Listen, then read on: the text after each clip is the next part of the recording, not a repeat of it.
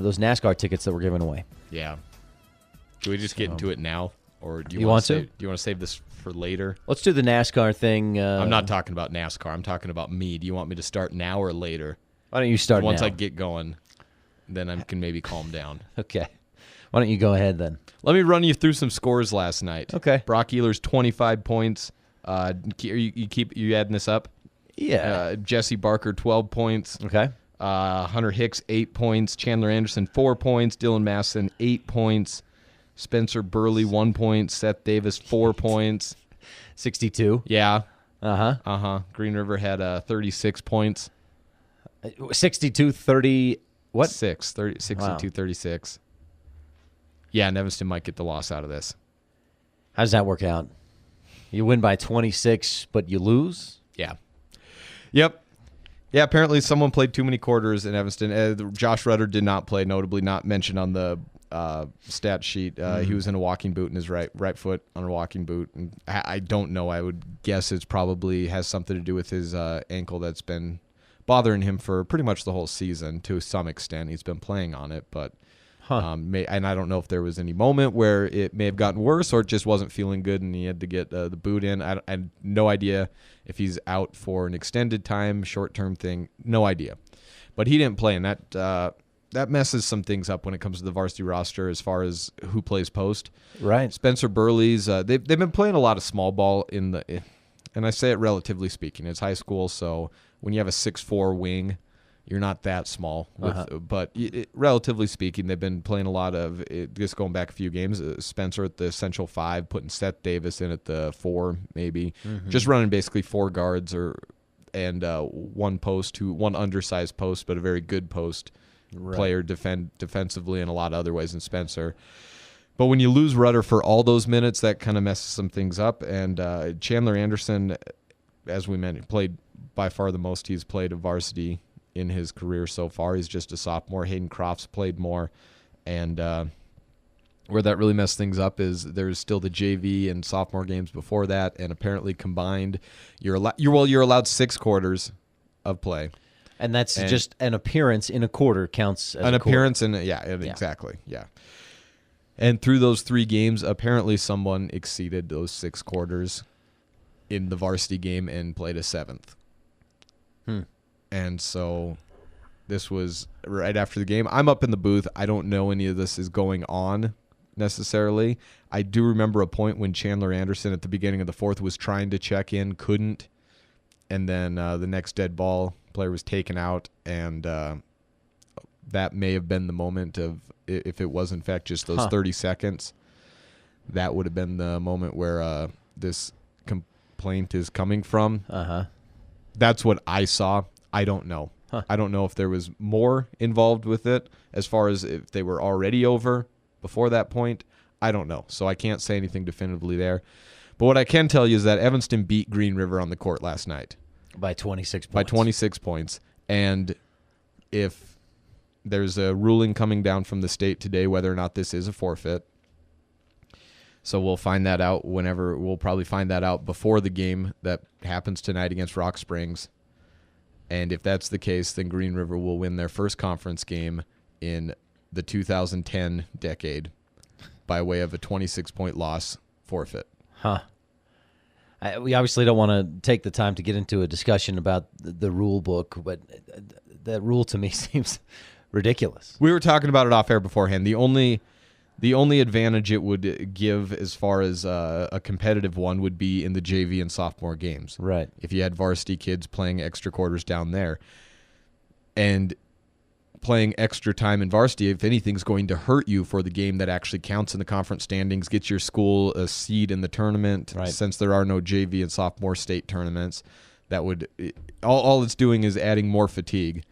So, yeah. But the thing I have to tell myself is that if that's what it comes down, there was a rule broken, and Evanston broke it. Right. I mean, the rule is there. And that's the black and white of it. But I'm a little bit guarded in my comments because I could get I could go off on a 45-minute rant, but we don't have that much time. No. It's Kelly Walsh lost to Natrona last night.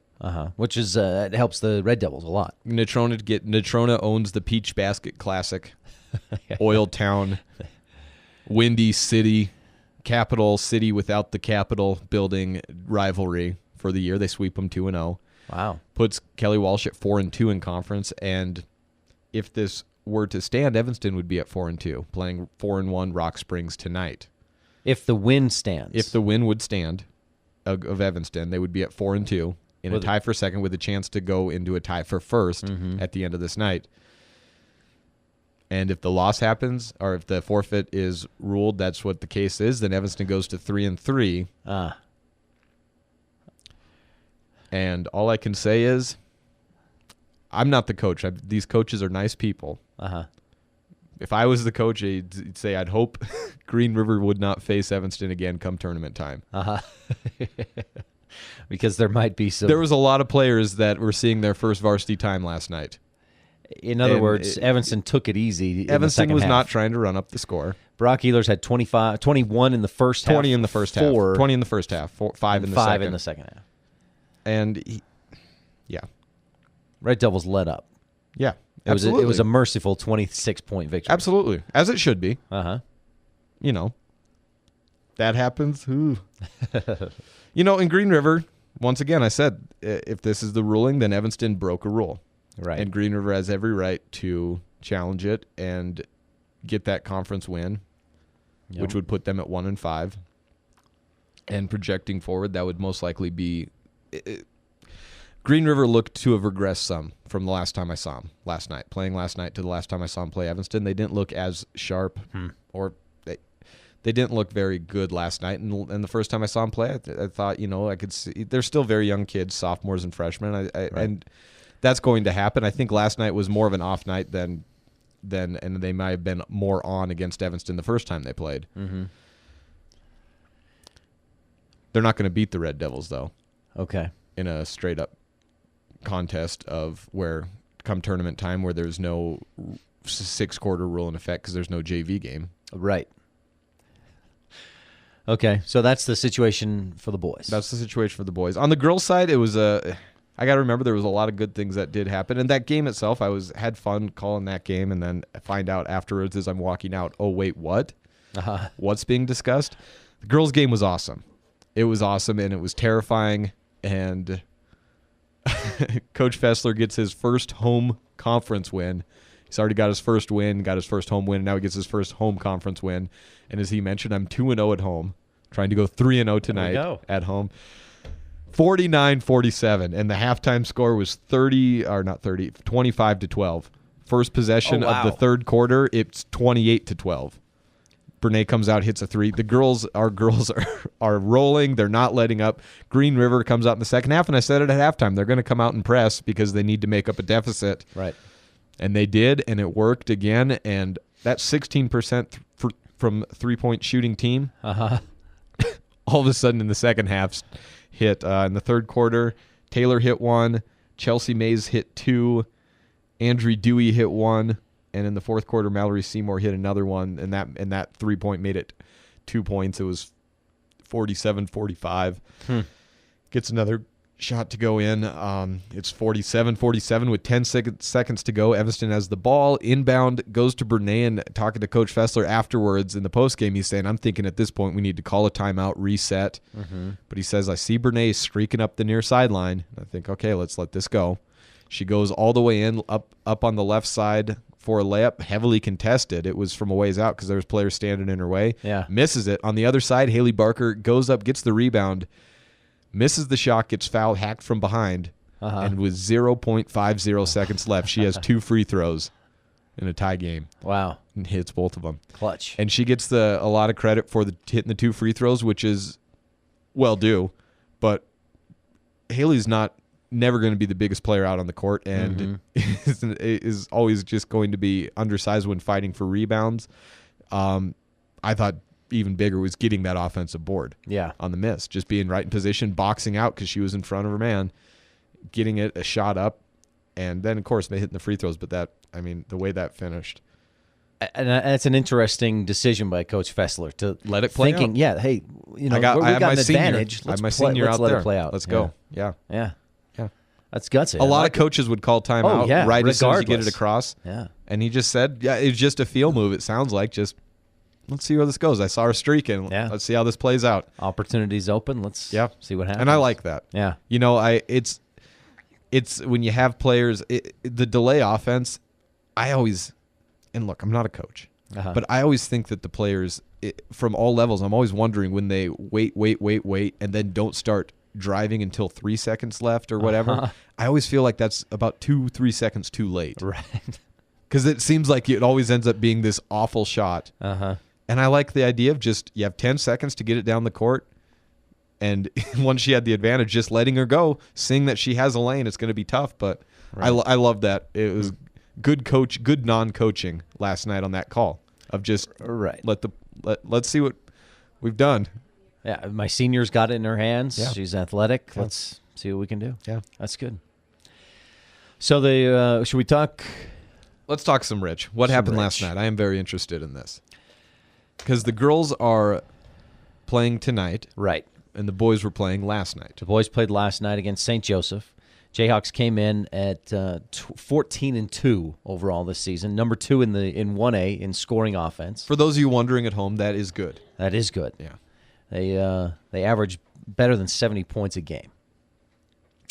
And they started quick. They led 4-0 early on. And then less than a minute had gone by. St. Joseph's up 4-0. Coach Ashley Brown, timeout. This is not how we wanted to start. Let's try this again. And can we start over? On the second basket that St. Joe's made, I think they pulled down 4 offensive rebounds and then finally got the shot to go. So they were up 4-0, 7:01 left first quarter. Coach Brown takes a timeout, and I don't know what he said. I wish he would have said that before the game started because, man, things just flipped around, 180-degree turn, and the Rebels they went on a 7-0 run and led 7-4 and never looked back. Ended up winning 68-47. And this is a St. Joseph team that it's tough to say how good they really are. 14-2, they're scoring a lot of points. A lot of their opponents are just not good. Yeah. But I think they're a good team. They've got one of the leading scorers in the state. They've got 2 other guys that average in double figures. Mm-hmm. And all 3 of those guys are returning starters from last year. I think they're a good team. But the Rebels Coy Brown had 28 points, which is, I believe, a career high for him. 6 3-pointers. He was 4 for 4 from the free throw line. He's been dealing with some ankle injuries. And folks that have followed the Rich Rebels this year, you know that Coy early on was averaging probably 14, 15 points a game. He sprained an ankle at, Bear Lake. And since then, his point production has gone down to about 4 or 5 points a game.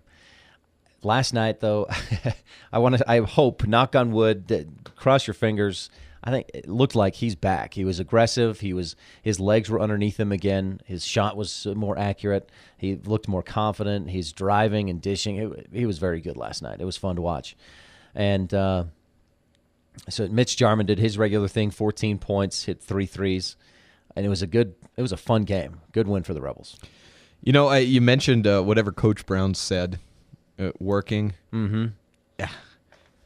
This goes back a couple of years for me, because whenever I talk to Coach Ashley Brown, my picture of what he's saying in the sidelines is completely just thrown to the side because he's pretty soft spoken in a lot of ways. Oh yeah, calm, collected, yeah.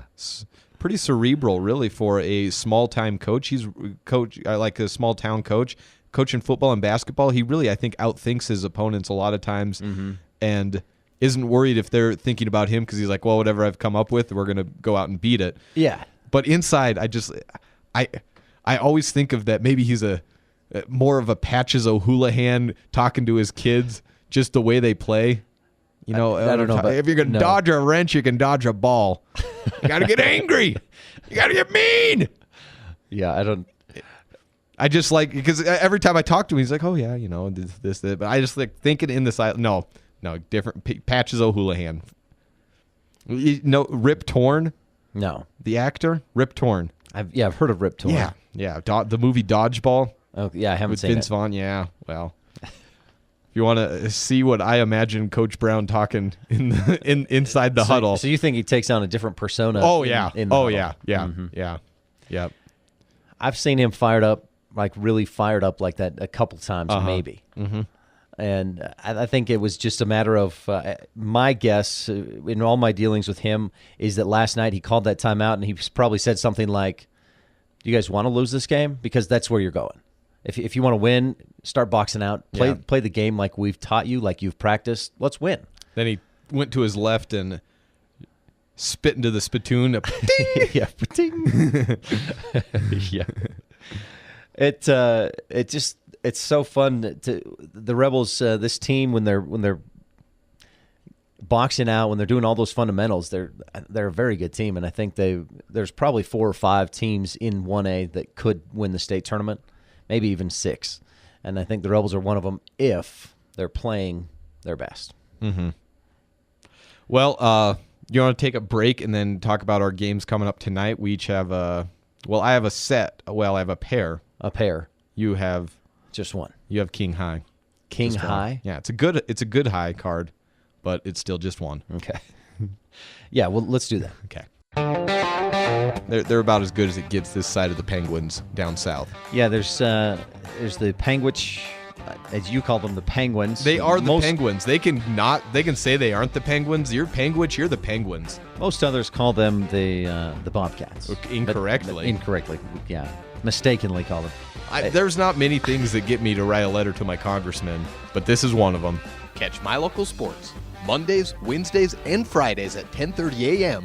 right after Radio Classifieds. I'm ruling it out. You're ruling out the scattered thunderstorms. I absolutely am. I'm sorry. He told me I cannot, and I'm daring to live a little. Jake, I am ruling it out. You cannot rule it out. I already have.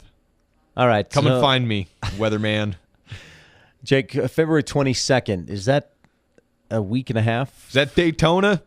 That's when we're giving some tickets away. Uh-huh. The NASCAR tickets for that's the Vegas race down in Vegas. When's Daytona? Did it already happen? It's in February. Usually. I would guess no, but that's just going by percentages because we're not quite halfway through the month. I don't know. Okay. I really think it's in February. Daytona? Yeah. That should be the trivia question. Just I don't know. I'll give you a shiny new nickel, and maybe I have a Werther's in my pocket. Really? Maybe a peppermint. A Werther's original? A peppermint candy. I don't want. It's the loose. It's I lost the wrapper. I don't know where it went. This is getting worse by the second. You went from a shiny nickel to a Werther's. That's been rolling around in pocket lint.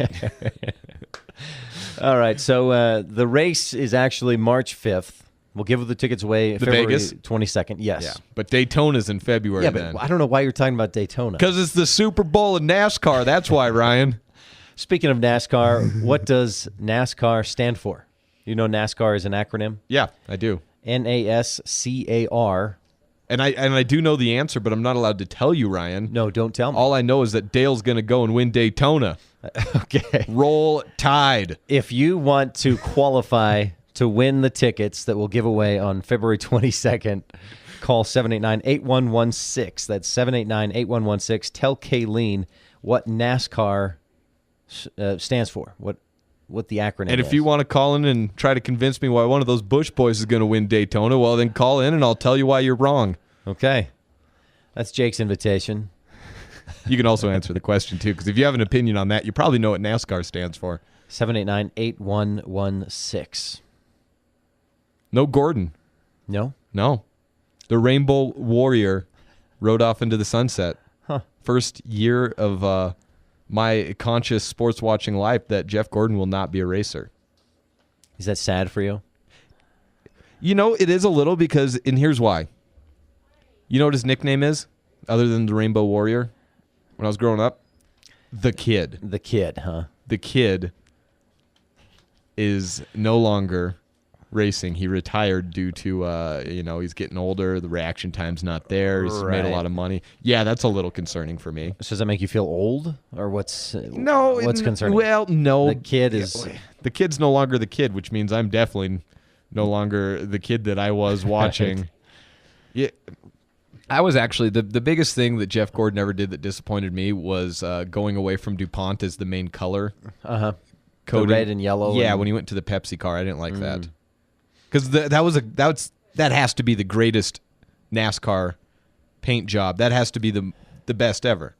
There's something to be said for Dale Earnhardt with the black Goodwrench. He was I can't remember what was the Intimidator. That was his nickname. Yeah, I was something gonna say about that. I being, thought I'd you know, let you- with the mustache, the Snidely Whiplash going on, the sunglasses, and then the all black Raiders style car. You know, there's something to be said for that. That was an absolute classic as well. It was much better than that rank. You know, when he first came into NASCAR, his car was not the Goodwrench. It was the yellow, like, and I'm talking yellow, like don't go eat that snow out there, yellow Wrangler jeans. That was his. Oh, wow. Yeah. Okay. That that wasn't nearly as intimidating. Improvement. That was not fitting of the Intimidator. Again, if you know what NASCAR stands for, call 789-8116. Anybody who answers correctly gets qualified. Who's for your the final favorite drawing. NASCAR driver? Jake, I follow NASCAR about as well as I follow, the Fuller House. Easy. Dale Jarrett. Dale Jarrett. Huh? Dale Jarrett That's was yours? mine. Yeah. Yeah. Okay. You know, Ryan, I don't follow NASCAR either. But you know all these colors, the racers. You have a favorite NASCAR racer. Yeah, but he's been retired for 15 years or something like that. Did we get a call in from the other line? No, we just got Kevin Callis qualified. He says he's enjoying our babbling. Yeah. As well he Thanks, should. Kevin, if you want to call in and tell me why one of them Bush boys is going to win that race, I'll tell you why you're wrong. Roll Tide.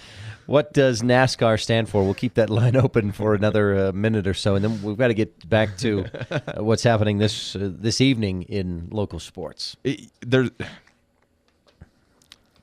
We're having a NASCAR conversation. You want to talk about the game? The game? Talking about the game? Not game? practice. We're talking about NASCAR. I'm talking about NASCAR, man. Not the game. NASCAR. I mean, there's car in the word. So if I were to throw out a guess, is NASCAR, did it originate in the South? Yeah. Yes, it did. Do oranges grow on trees? Brian, you won the prize for silly question of the day. All right, thank you very much. Hey, we got a call. Oh, we really do. Kevin? Jake, you two are very entertaining, I have to admit. Do you know the answer? I gave the answer and I qualified, but Jake said to call in and say why one of the Bush boys would Yeah. win. Tell me why one of them Tell me Bush why. boys is going to win. The Bush boys, the only good thing the last name Bush is for is beans. Those guys are Roll that terrible. beautiful bean neither footage. One of them should be on the track. So Yeah. go There we Carl go. Edwards all the way. Roll Tide. You guys are doing a great job. Appreciate you getting on and entertaining us. Hey, thanks, Kevin. Hey, well, we've got you, Kevin. What did All right, see you you? tonight, Jake. What was your answer? Oh, all right. He qualified. He qualified. I was going to ask him to. You know what? He doesn't have Give the us the answer. time I for guess. the likes of Guess the not. little man just wanting to get. You're just trying to get to your Rich game, aren't you? No, I'm trying to get to your Rock Springs games. Oh well, no. But we're starting with Rich, Oh, we are? so really it's just going to cut off my end. Okay. Oh, you tell me when you're ready then. Well, I want to just make sure that do we have the answer? Is that qualified? Can we say it on the air? Did someone? Did we give him enough time? 789-8116. If you know what NASCAR stands for. I'm going to use my Ask a Val lifeline. I might have to bang on the glass though. He's otherwise occupied, Jake. Yeah. Well, I don't know. Are we gonna? I can keep going. I can keep babbling my NASCAR. Who all-time wins leader for NASCAR, Ryan? Dale. He's second, and he's He's second. I think he won about 85 races, and he's about 100, 150 shy of the leader. This is the Wayne Gretzky of NASCAR. You know, just demolishes all the records. Jerry Rice of NASCAR. A lot of commercials. Cowboy hat. Come on, Ryan. Used to be a big sponsor for TNT. Used to be like the voice of TNT back in the 90s. I know you'll say the name and I'll go, okay, but Petty? Yeah. Richard Petty. Richard, huh? Yeah. All right, you ready for the answer? I'm more than ready. National Association For Stock car auto racing. Auto racing. Isn't it surprising that cars, wouldn't it be better if car wasn't in the title? NASCAR. Or I mean, not in the title, but part of the acronym, if the C didn't stand for car? I guess. Oh, fine. Fine. Moving on. Moving on. Duchesne. Lady Rebels at Duchesne tonight. It's a region title game. In essence, it's not. I mean, it's not like it's a conference tournament or anything like that. But Rebels are 6-1 in region. Duchesne 7-0. Yeah. And if the Rebels win, they'd tie for first in the region. Yeah. Are we getting on me for the Duchesne? No. Okay. No, I just. You say tomato, I say sour peach. Thank you. There's no peach basket being exchanged here between Rich and Duchesne. No. But no, Duchesne on the track for getting that number 1 seed, but they first have to go through the Rebels. Right. Is that what you're setting up here? Yeah. Yeah. And last year there was the same situation. As far as Rich and Duchesne, they tied for the region title, had to have a playoff game. Rich played Duchesne once already this year, lost pretty bad, 21 points. Yeah. So the Rebels didn't play well in that game. Duchesne really took them out of their game. We'll see how. I mean, Rich is going to have a much better game if they want to beat Duchesne tonight at their place. Mm-hmm. That's about it. It's a tough one. Whatever happened, because it's a tough one to have your last regular season game have this on the line and know going in that you're going to have to play probably your best game of the season to have a chance at winning. Right. You know, that's and there's got to be a mental thing that, okay, we played these guys once already and they creamed us. Yeah. And now we got to play at their place. Mm-hmm. Hopefully the Rebels have addressed that in practice this week. I was talking to one of the girls yesterday. She said, practice has not gone very well this week. Yeah. And the old saying, practice how you play or whatever it is. Yeah. But practice how you NASCAR. Uh-huh. Rich needs better production inside. They didn't get much points in the paint last time. You are what you eat. Does that apply? Mm-hmm. Definitely. Yeah, I'm surprised I didn't bring that up already. Thank you. Yeah. Well, good luck to the Lady Rebels. Well, thanks. And even if they don't win this one, they're going to go in as number 2, and they're trying to get all 4. They're trying to play all 4 days of the state tournament. That's one of the goals for sure. Yeah. Well, we talked a little basketball in Evanston and beforehand, and so I guess I should mention we'll be back at it tonight. Before that, though, I was really happy with the way the student section came out, the way the whole town came out yesterday to support the team for the entirety, for the girls' game through the boys' game. The crowd had an almost unrecognizable difference between the girls' varsity and boys' varsity as far as how many people were there. Pretty much everyone that showed up. Stayed. Everyone showed up to begin. Yeah. Everyone was there at the start for the girls, and they all stayed for the boys. And, people left a little early when it was out of hand in the second half. But, because sometimes you see the crowd start to file in the third quarter of a girls' game, and I very, very happy with our hometown coming out and supporting both varsity teams like they should get supported. And I want to see that again tonight. And so I should mention before this that at 4 p.m. we have a wrestling duel. It's senior night for the boys, the wrestlers, going against Star Valley. And that starts at 4 p.m. at EHS Gymnasium. And the girls' varsity will immediately follow that, and the boys will follow that. So it's 3 sports happening tonight, all starting at 4 p.m. going on to the night. So if you can make it out for that and support the boys as they finish up and head to regionals next week, that would be great as well. Playing Rock Springs for basketball, scheduled 5:45, depending on how long the duel goes and how long it takes to get the mats up and then warm up. It very well may be a 6 o'clock start. We know how those things work, but if they can start, then they will. And it's going to be a tough matchup for both sides. Both teams coming in at 4-1 for Rock Springs. Girls at 4-1 in second place. Boys at 4-1 in first place. With Kelly Walsh lost yesterday. I had to stop and pass out and forget who I was for a second. It's that metal plate too close to a microwave. I'm glad that you came back so quickly. Yeah. Sometimes it takes 30 minutes. But in this case, 2 seconds. We talked about it a little bit. Stevie Hill, great point guard. But what really tells the tale of the tape is her 32.95 TPC. The TPC. The TPC percentage. You're really bringing that in. Yeah, I am. The total. Is that all right? Yeah, absolutely. The total player cumulative percentage. You know me and my thoughts on the NBA, the three-point line, and the and my true shooting, and all my thoughts on advanced stats. The QBR in football. Yeah. Yeah. So I decided the only way to approach this was to, well, if you can't beat them, join them. So I have come up with my own advanced stat called the TPC, the total player cumulative.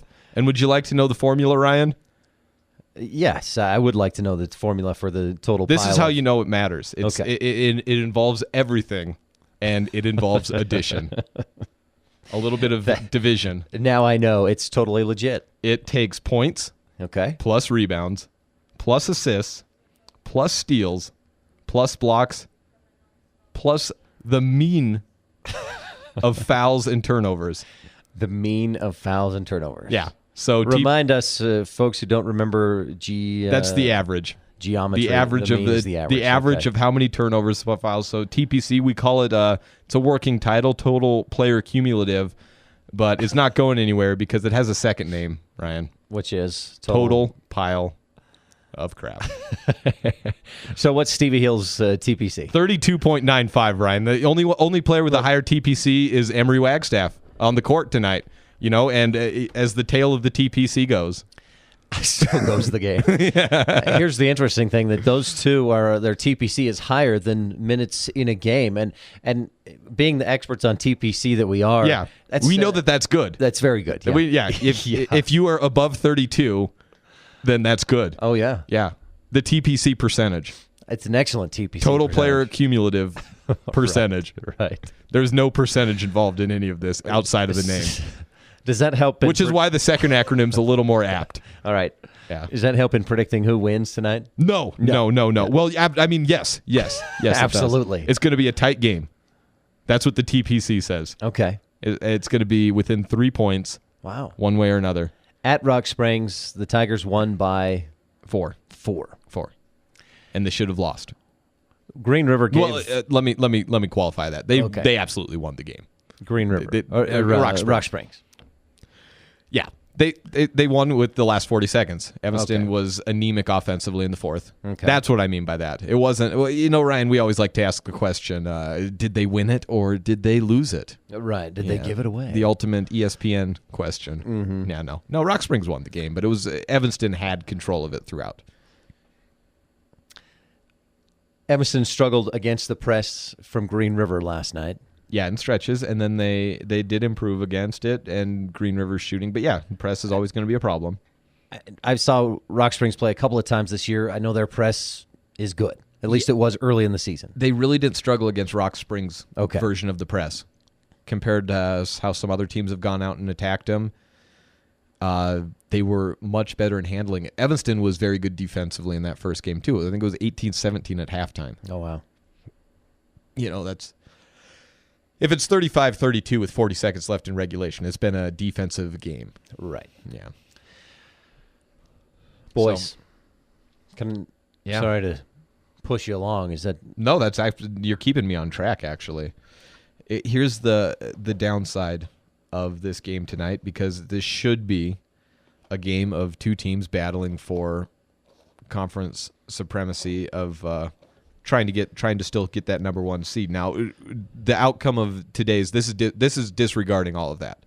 That's not where I'm headed with this. Disregarding the outcome of the state's decision. Here's the problem on the Evanston side. Josh Rutter was in a walking boot yesterday. Mm-hmm. Have to assume it hasn't gotten a complete turnaround today. I know he hasn't practiced 24 hours. Suddenly he's better. I can't imagine he's going to play tonight. Spencer Burley, I don't know. I saw him in the halls today. I didn't. He may have to miss this game. He was fell down, bumped his head last night, and I don't know. But I didn't really notice that he was not playing late in the game because a lot of the starters weren't playing. But I mean, if he has to miss any more time, I would feel very bad for him because he already had to miss the back half of his football season his senior year. Right, the and that's elbow. It's a kid that just loves to go out and play. Yeah. So maybe without Burley, and that's just my speculation. I've not been told by anyone this. This is just my speculation that it's you come out with something like that. Depending on what the doctors say, you may have to miss a game. You know, he may be completely fine. I don't know. That's just possibility. If they lose him, they don't have their small ball post. They don't have their defender that can defend the perimeter, the post, strongest rebounder, guy that'll get charges called every game, great passer, and a guy that can shoot and drive when he needs to as well. Could just do everything. Wow. And then on top of that, if the decision does come down that Evanston has to forfeit last night's game, you have to imagine there's a little bit of deflation coming out. I would like to say, hey, maybe that'll motivate them to come out and play a lot better than they did the first time they played Rock Springs, saying we gotta do it. We gotta win taken away from us last night. Now we have to go get it back in a game that most people around the state would say Evanston is expected to lose. I consider it a toss-up because I saw how Evanston. I've seen them play all year. I know they can beat Rock Springs. Mm-hmm. They're as good. They just need to play like it, and they're not going to be at 100%, so that's going to make it tougher. Right. So they'll have to be. Expect to go on the air at 5:15 tonight. If I'm not on in the first 10 minutes, then I'll almost surely be on by 5:30. Okay. So should mention I should as well. The Utah 1A wrestling tournament is today and tomorrow. 4 Rebels participating. Jalen Cornea, Wyatt Weston both finished second at divisionals, so they'll be there today. Rudy Barker finished 4th. Yeah. And then Trey Sidaway finished 5th, but he had an opportunity to wrestle in this morning. Oh. I'm not sure what time that is at, but Rebels at the state wrestling tournament today. Yeah. My alma mater, high school, Pleasant Grove, won its 6th consecutive state wrestling title. Woo, woo. Last night. Not that that has anything to do with me or the Pleasant Grove Sage Grouse. Yes, Vikings? Yes, the Sage Grouse might be a little more regionally relevant, but it's the Vikings, yeah. The Land Sharks? Yes. The Water Buffalo? Also, quick mention of Kemmer basketball is at Big Piney today, hosting Wyoming Indian tomorrow. The Lyman Eagles today at Wind River, tomorrow at Big Piney, and the Mountain View Buffaloes today at Jackson, tomorrow at Star Valley. All right, well, we'll be back Monday, and we're on the air all night, so if you want to tune into either Rich or Evanston or both, that's what you have left and right ears for. Rebel pregame on KADQ, our sister station, 98.3, pregame at 6:30. All right, see you Monday. KNYN-FM Fort Bridger, Evanston, Southwest Wyoming's country big dog. Do you have a hard time with the taste of liquid medications? Flavor